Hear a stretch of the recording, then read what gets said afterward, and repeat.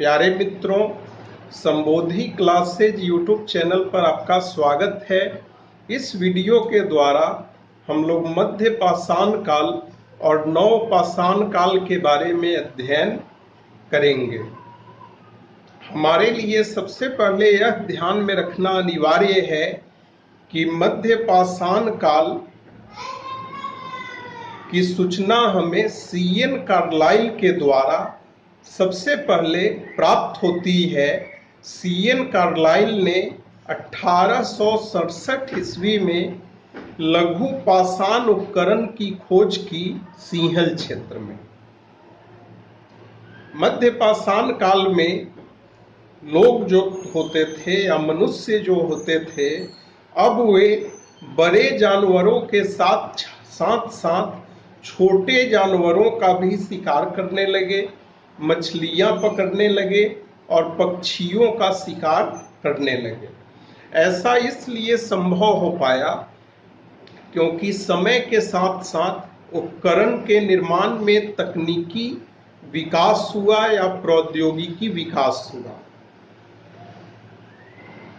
इसी प्रकार से हमें यह ध्यान में रखना होगा कि मध्य पाषाण काल के दो स्थलों से पशुपालन का प्रारंभिक साक्ष्य प्राप्त होता है, जिसमें से पहला स्थल मध्य प्रदेश का आदमगढ़ है और दूसरा स्थल राजस्थान का बागौर है। मध्य पाषाण काल में ही पहली बार तीर कमान के विकास का प्रयास किया गया और इसी काल में सूक्ष्म पाषाण उपकरण, जिसे माइक्रोलिथ कहा जाता था, प्राप्त हुआ।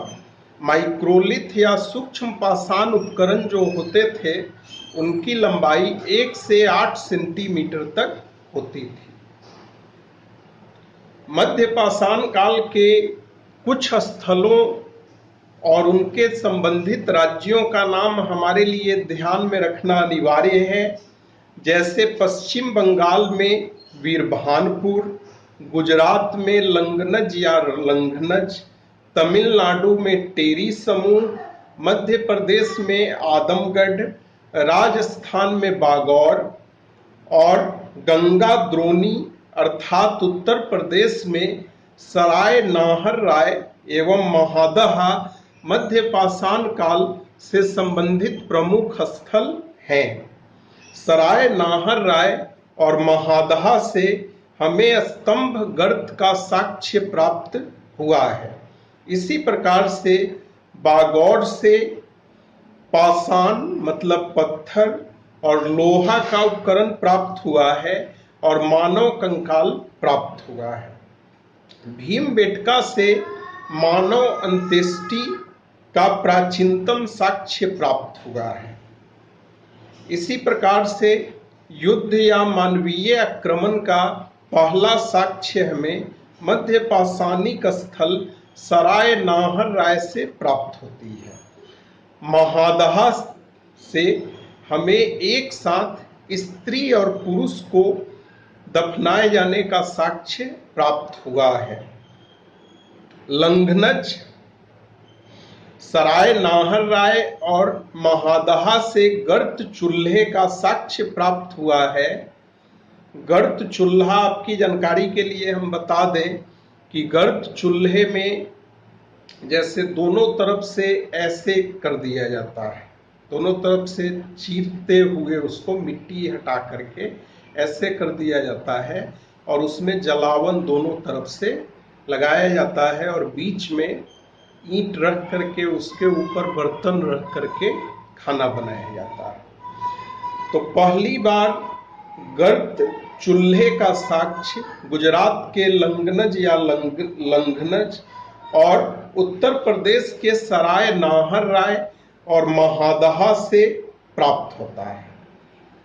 अच्छा, एक बात और इसी से संबंधित जो हमें ध्यान में रखना होगा वह यह कि सराय नाहर राय से एक साथ 8 गर्त चूल्हे की प्राप्ति हुई है, जिससे हम यह आभास पा सकते हैं कि लोग संयुक्त रूप से एक जगह पर अधिक संख्या में लोग रहते रहते रहे होंगे। इसी प्रकार से मध्य पाषाण काल में ही समाधान तरीका का विकास हुआ, जैसा कि अभी हमने देखा कुछ देर पहले कि पहली बार मानव अंत्येष्टि का प्राचीनतम साक्ष्य जो है मध्य पाषाण काल से ही प्राप्त हुआ। इसी प्रकार से यदि पूरे विश्व स्तर की बात की जाए तो विश्व के स्तर पर प्राचीनतम वृक्षारोपण का साक्ष्य भी मध्य पाषाण काल से ही प्राप्त होता है। राजस्थान के नरवा, लैखवा और गोविंदगढ़ से विश्व के प्राचीनतम वृक्षारोपण का साक्ष्य प्राप्त होता है। अब हम लोग नवपाषाण काल से संबंधित चीजों का अध्ययन करेंगे। हमारे लिए सबसे पहले यह ध्यान में रखना अनिवार्य है कि पूरे भारत में जो पहला नवपाषाण कालिक स्थल या नवपाषाणिक स्थल खोजा गया वह H.C. मैस्यूरर द्वारा खोजा गया और उन्होंने 1860 में पहला नवपाषाणिक या नवपाषाण कालिक स्थल उत्तर प्रदेश में खोजा। इसी प्रकार से नवपाषाण काल से रिलेटेड गौशाला का प्रमाण हमें प्राप्त होता है दक्षिण भारत के एक नवपाषाणिक स्थल से। इसी प्रकार से कृषि का प्राचीनतम साक्ष्य या यूं कहे कि सबसे पहले कृषि का साक्ष्य प्राप्त होता है हमें नवपाषाणिक स्थल बलूचिस्तान के मेहरगढ़ से। नवपाषाण काल के लिए नियोलिथिक वर्ड का प्रयोग सर जॉन लुबाक ने 1865 ईस्वी में किया और नवपाषाण काल में ही ग्राम समुदाय का प्रारंभ दृष्टिगत होता है।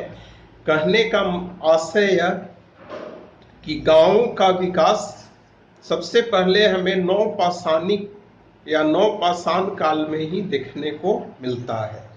नवपाषाण काल के एक स्थल बुर्ज होम से हमें पालतू कुत्ते को मालिक के साथ दफनाए जाने का साक्ष्य प्राप्त हुआ है।